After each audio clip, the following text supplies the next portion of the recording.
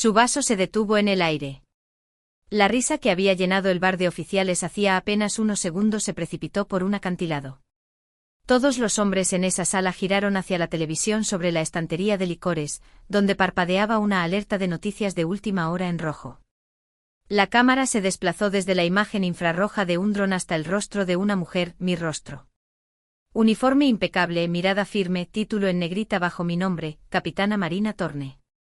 La respiración de mi padre se detuvo. Su rostro no se retorció de ira. Ni siquiera se inmutó. Simplemente se detuvo. Por primera vez en mi vida, vi al hombre que me había llamado una deshonra parecer que quería desaparecer. Me imagino que pensó que era un error. Quizás alguien que se parecía a mí. Quizás un tocayo. Pero los murmullos a su alrededor se elevaron demasiado rápido. Esa es ella, la Torne. Es Dustfall. La mesa quedó en silencio. Se podía sentir en el aire el colapso de algo orgulloso y terco. Su mano cayó sobre la mesa, sus ojos, siempre agudos con el mando, ahora parecían opacos y perdidos. La ironía era amarga. Acababa de terminar una historia sobre el ascenso de mi hermano en el almacén. Minutos antes, les había dicho a sus amigos que yo era una burócrata sin agallas. Y ahora aquí estaba yo transmitida por Televisión Nacional como la principal estratega detrás de la operación encubierta más exitosa de los últimos 5 años. Mi nombre es Marina Torne. Soy oficial de inteligencia militar, entrenada en estrategia asimétrica y operaciones psicológicas. He pasado la mayor parte de mi carrera en habitaciones sin ventanas dirigiendo misiones que el público jamás conocerá. Y sin embargo, para el hombre que me crió, no era más que una chica callada con demasiados libros y muy pocos músculos. Esa noche él aprendió quién era yo realmente. Pero para mí, ese momento no se trataba de venganza. Era el final de una guerra que nunca quise pelear. Crecí en una casa donde los metales importaban más que las palabras. Mi padre, el teniente coronel retirado Frank Torne, creía en la disciplina, el mando y la cadena de respeto. Las emociones eran distracciones.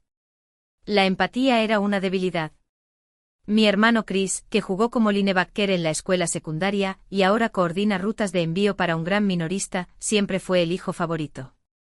Él seguía órdenes, hablaba de deportes y nunca cuestionaba la autoridad. Para mi padre, eso lo convertía en un hombre. Yo era diferente desde el principio. Callada, obsesionada con mapas, acertijos y estrategias de batalla históricas a los 9 años. Una vez gané una beca estatal por mi ensayo sobre teoría contrainsurgente. Mi padre leyó la primera línea, me lo devolvió y dijo, escribes demasiado para alguien que no ha vivido nada. En la escuela secundaria, cuando me aceptaron en un programa de verano en el Naval War College, él se encogió de hombros y me dijo que no me hiciera ilusiones. Incluso cuando me gradué con los mejores honores de mi clase en West Point, su único comentario fue sobre cuántas flexiones hacía en comparación con los hombres. Hubo momentos en que pensé que podría cambiar de opinión, como la vez que una de mis evaluaciones de amenazas ayudó a prevenir un atentado en Europa del Este. Tenía 26 años. El análisis que pasé semanas compilando se leyó en una sesión informativa de seguridad de la OTAN. Le envié por correo electrónico el artículo que citaba a mi equipo. Nunca respondió.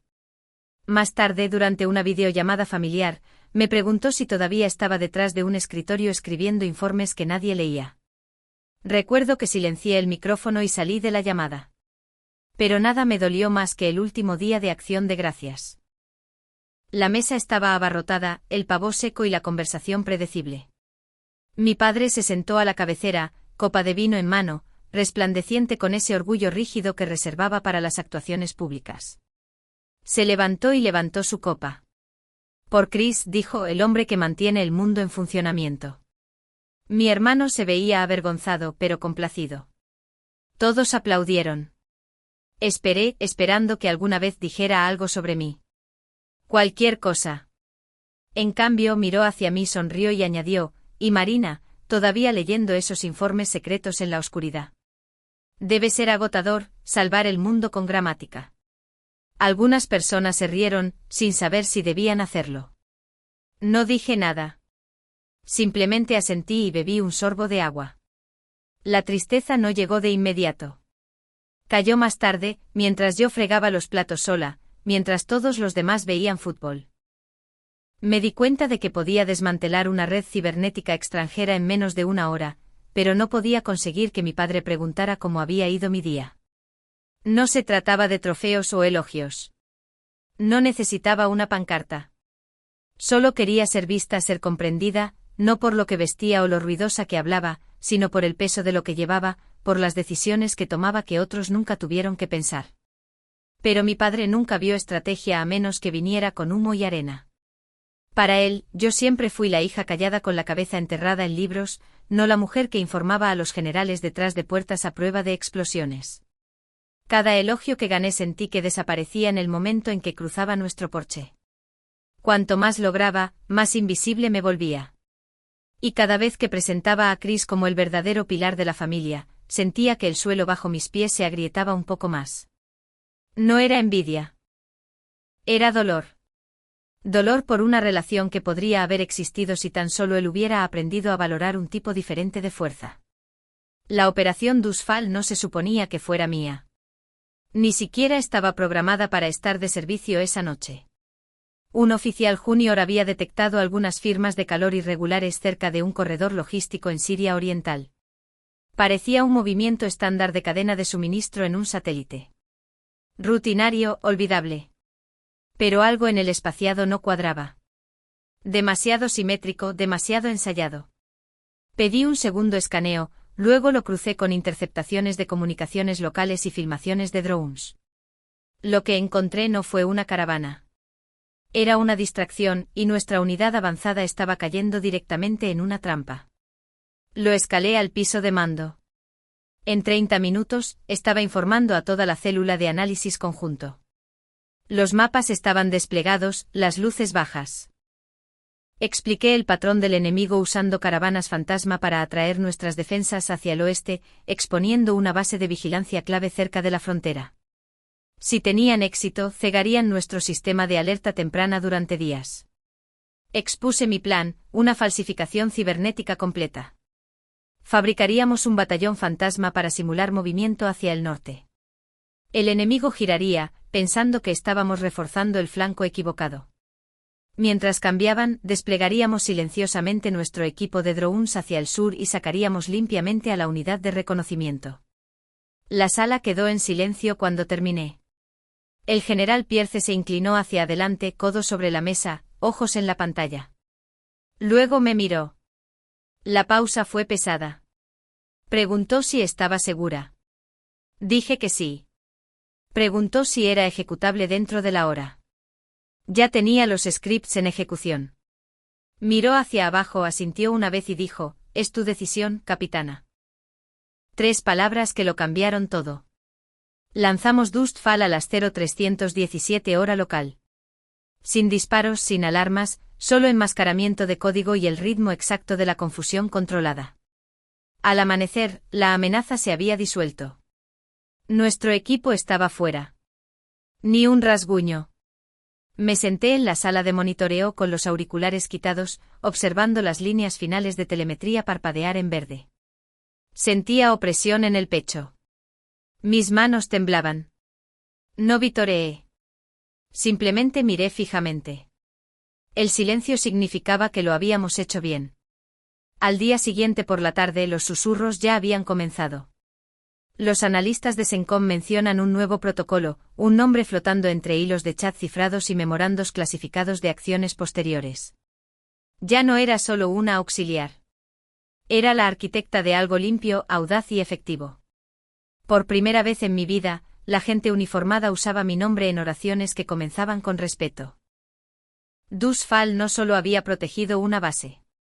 Cambió cómo me veían, cómo me veía a mí misma. El día de Acción de Gracias llegó con los habituales olores a pavo asado, demasiado vino y el sonido de mi padre dirigiendo la conversación como si fuera una sesión informativa táctica. Se sentó a la cabecera de la mesa, copa en mano, elogiando a Chris por su reciente ascenso a gerente de logística regional.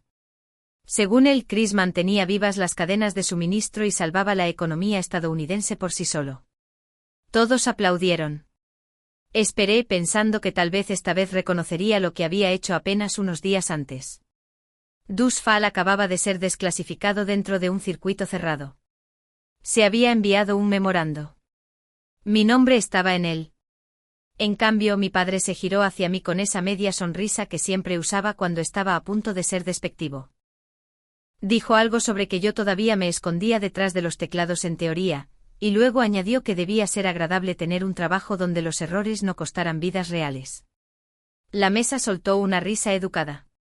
Mis manos estaban firmes, pero mi pulso no. No dije nada.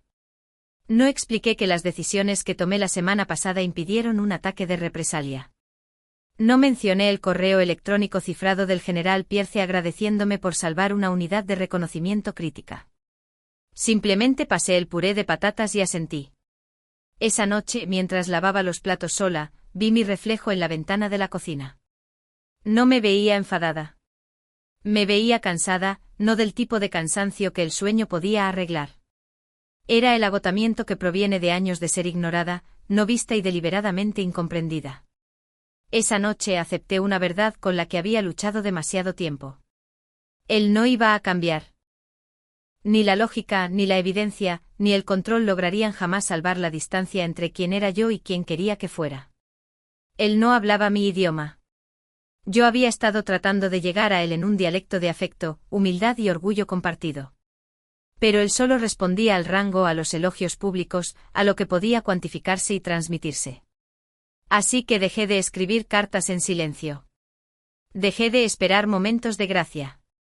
Si necesitaba un titular para entender quién era yo, entonces se lo daría. Volví a mi apartamento esa noche y abrí mi línea segura. No lloré. No me enfurecí.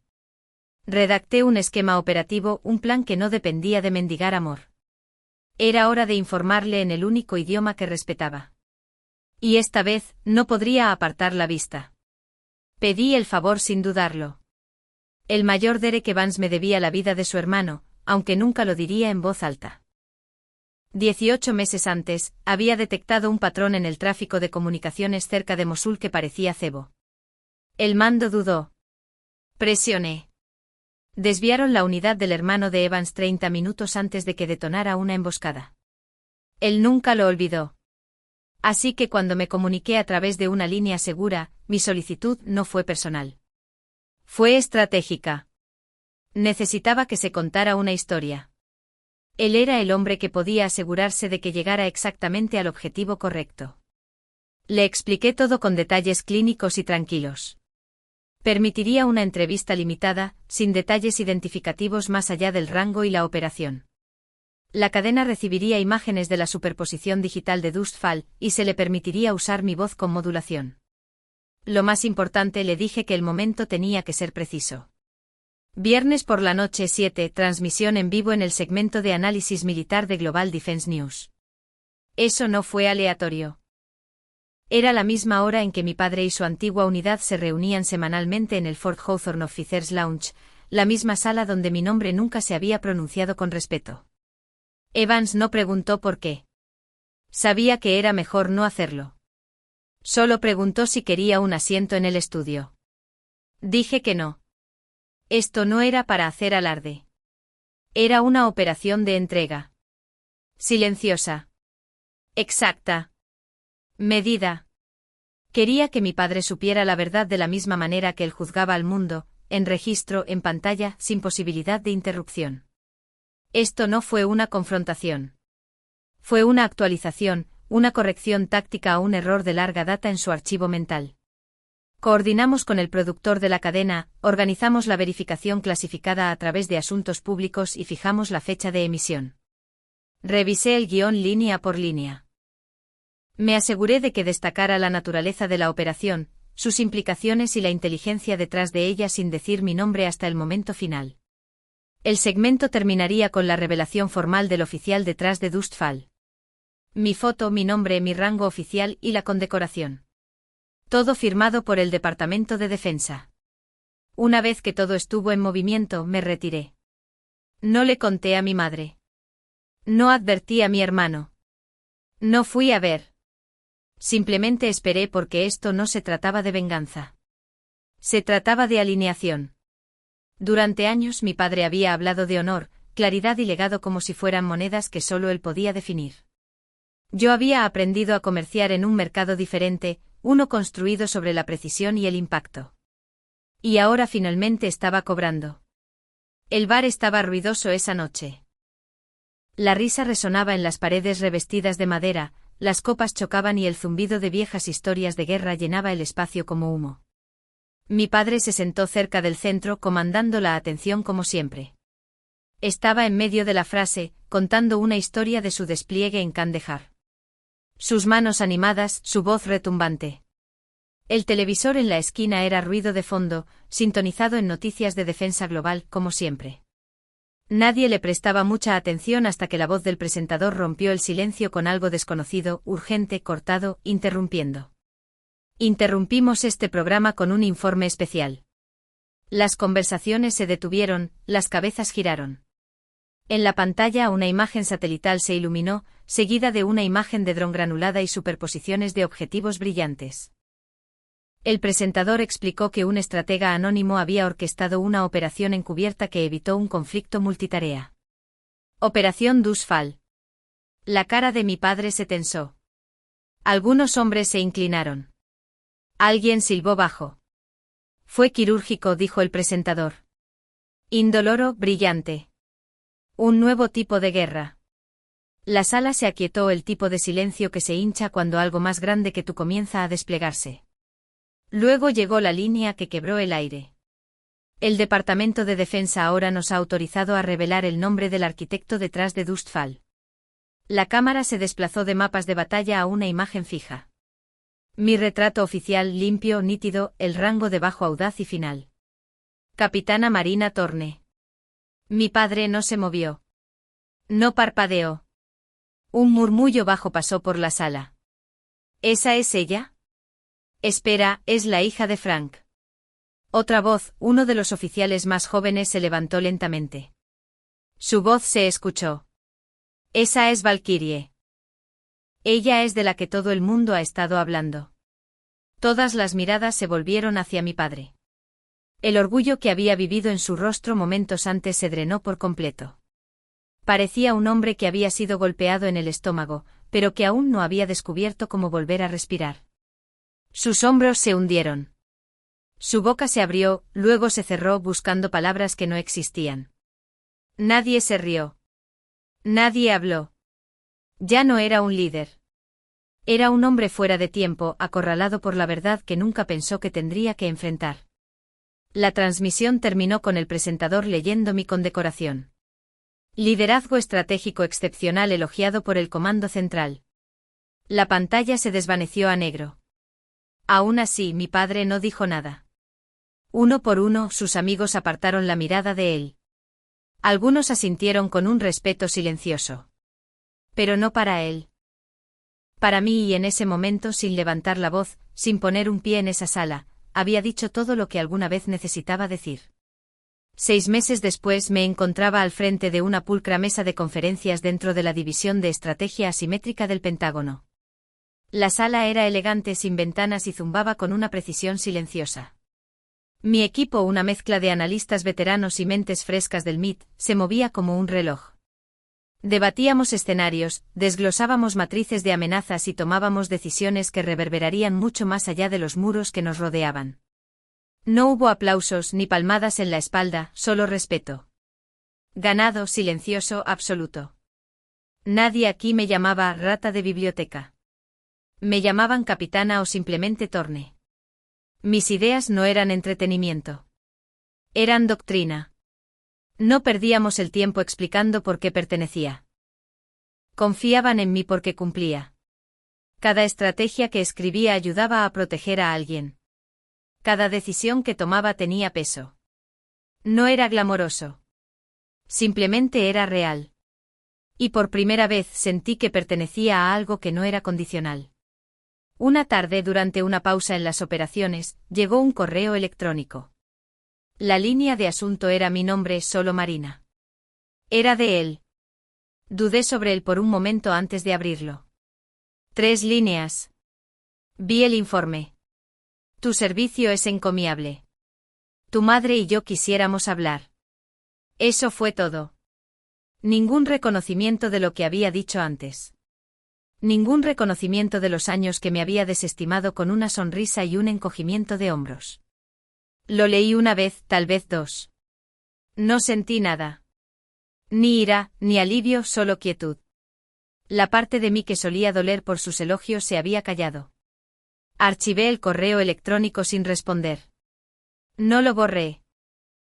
Simplemente lo guardé como un informe terminado, que ya no era relevante para la misión. Luego volví a mi trabajo. Porque esta vida, esta habitación, este equipo, esto era mío ahora. Y no necesitaba el permiso de nadie para estar orgullosa de eso. Si alguna vez te han pasado por alto, incomprendido o te han hecho sentir que tus fortalezas no encajaban en el molde, no estás solo. A veces el mundo no sabe qué hacer con alguien que piensa diferente o ve más allá. Pero eso no hace que tu valor sea menos real.